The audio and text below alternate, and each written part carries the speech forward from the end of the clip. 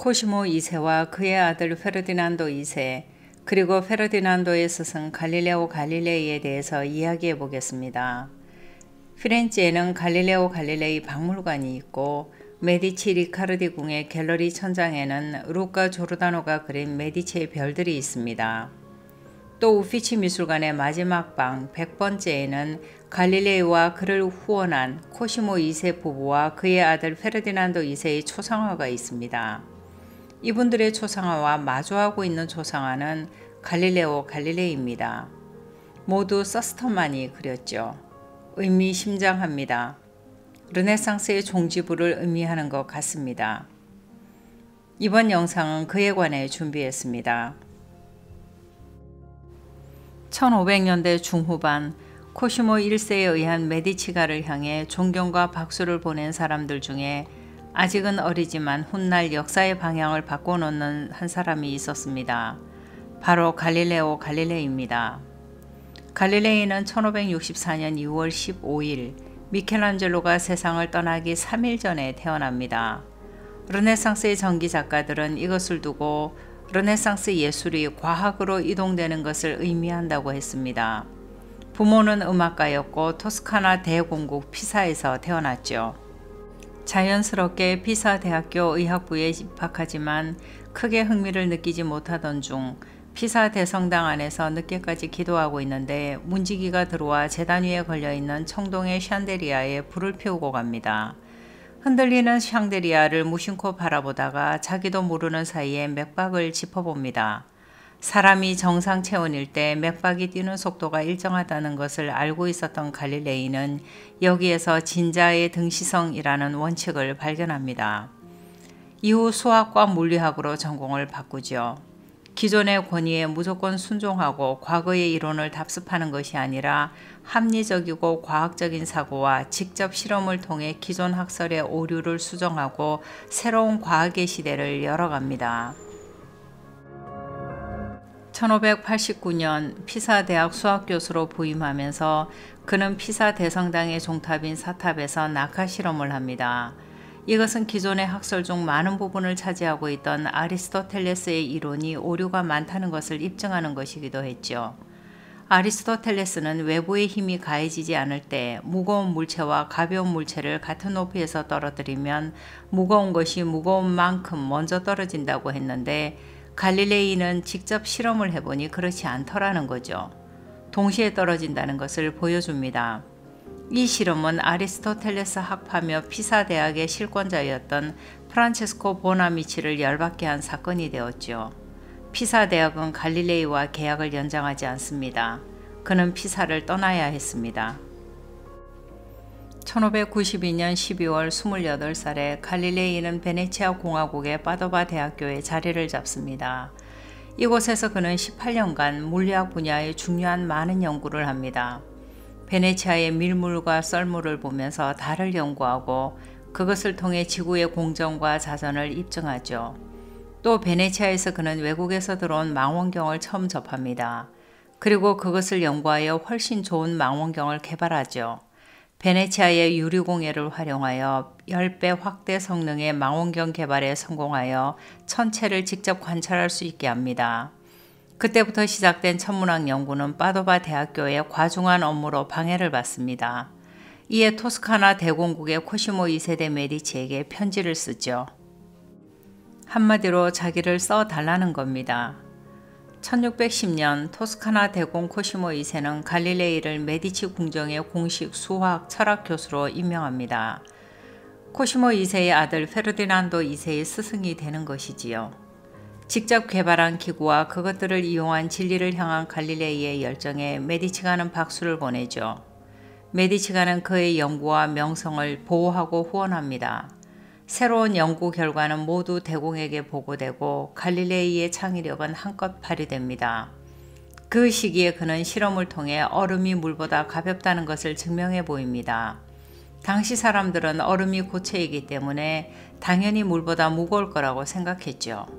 낙하 실험도 다시 합니다. 거기에서 가속도에 관해서도 연구합니다. 그의 방식은 어렵게 말하는 것이 아니라 복잡한 현상을 쉽게 실험으로 설명해 줍니다. 갈릴레이는 직접 만든 30배 확대 망원경으로 거의 매일 달을 관측하고 이지러짐과 차오름을 기록하죠. 또 목성을 관측하고 거기에 딸린 4개의 위성을 발견합니다. 그리고 그 위성들의 이름을 메디치의 별들이라고 부릅니다. 메디치가의 후원 덕분에 갈릴레이는 세계적인 과학자가 되고 세상은 새로운 우주를 알게 되었던 거죠. 이 시기에 메디치가에서 탄생하는 것이 또 하나가 있습니다. 먹을 걸 좋아했던 카타리나 데 메디치 시절인 100년 전부터 피렌체의 음식은 꽃을 피우죠. 성대한 만찬에 어울릴 만한 새로운 문화가 고개를 듭니다. 바로 오페라죠. 그리스 비극과 고전에서 등장하는 영웅전을 음악의 형태로 보여주기 시작합니다. 여기에는 음악가였던 갈릴레이의 아버지가 큰 역할을 합니다. 갈릴레이는 메디치가의 자녀들을 인문과학의 세계로 이끌었고 메디치가는 그의 업적을 잊지 않습니다. 하지만 갈릴레이의 이런 행보를 불편한 시선으로 바라보는 이가 있었습니다. 바로 교회였습니다. 도미니코 수도회 출신의 과학자 조르다노 브루노는 로마의 종교재판소에서 이단으로 판결을 받고 캄포 데 피오리에서 화형에 처해집니다. 1000년 이상을 천동설을 지지해온 교회는 지동설을 받아들이지 못합니다.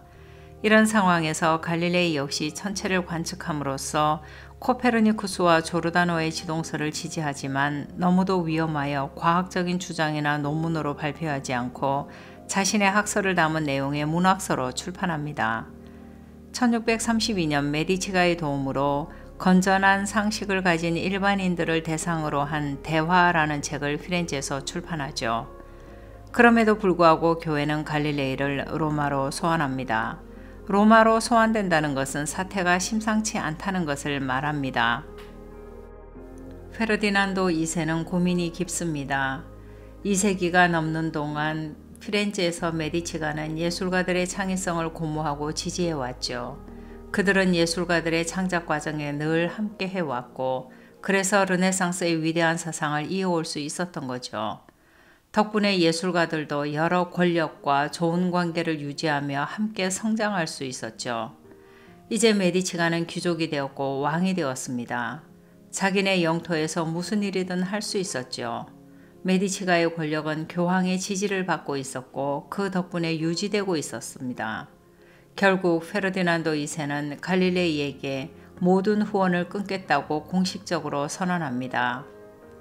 종교재판에 들어간 갈릴레이는 교황청 학술원 소속 예수의 클라비우스로부터 이런 요청을 받습니다. 탁월한 주장은 탁월한 증명을 요구하는 법, 그대의 학설을 증명하라. 그러나 당시 갈릴레이의 능력으로 그 자리에서 그것을 증명할 수는 없었죠. 그것은 갈릴레이를 살리기 위한 요구였고 갈릴레이는 참회의 성사를 낭독하고 풀려납니다. 이것을 낭독한 후에 그래도 그것은 돈다라고 중얼거렸다는 일화가 유명하죠. 이후 교황청은 그에게 어떠한 책의 출판도 금하고 가택연금을 시킵니다. 하지만 갈릴레이는 대화에 등장했던 인물들을 다시 소환하여 새로운 두 과학이라는 책을 냅니다. 그러나 책을 출판하지 말라고 했기 때문에 피렌체나 그 외 다른 이탈리아 지역에서 출판을 하는 것은 불가능했습니다. 여러 곳에 문의를 하다가 결국 네덜란드에서 1638년에 출판을 합니다. 그리고 토스카나의 대공에게 헌정도 할 수 없었습니다. 대공까지 위험해질 수 있었기 때문이죠. 페르디난도 2세가 갈릴레이의 후원을 끊었다는 것은 르네상스 정신이 종지부를 찍었다는 것을 의미합니다. 르네상스가 진정으로 끝나는 것은 바로 이 지점이죠. 2세기가 넘는 동안 서양 세계에서 많은 영향을 미친 문예부흥은 여기서 종식되지만 바로 여기에서 시작된 이성적 사고에 의한 움직임은 근대 세계를 이끌게 됩니다. 갈릴레이가 사망하자 대공은 그의 시신을 거두어 시민장으로 장례를 치르려고 합니다. 하지만 교회는 갈릴레이에 대한 어떤 형태의 인정이나 기억을 하지 말 것을 명합니다. 훗날 피렌체 시민들이 성 십자가 성당에 유해를 안치하죠. 메디치가와 갈릴레이에 대한 평가는 이제 역사의 몫이 되었습니다. 교황 요한 바오로 2세는 갈릴레이 사후 350년 만인 1992년 10월 재판의 잘못을 시인하고 과학을 향해 사과했습니다.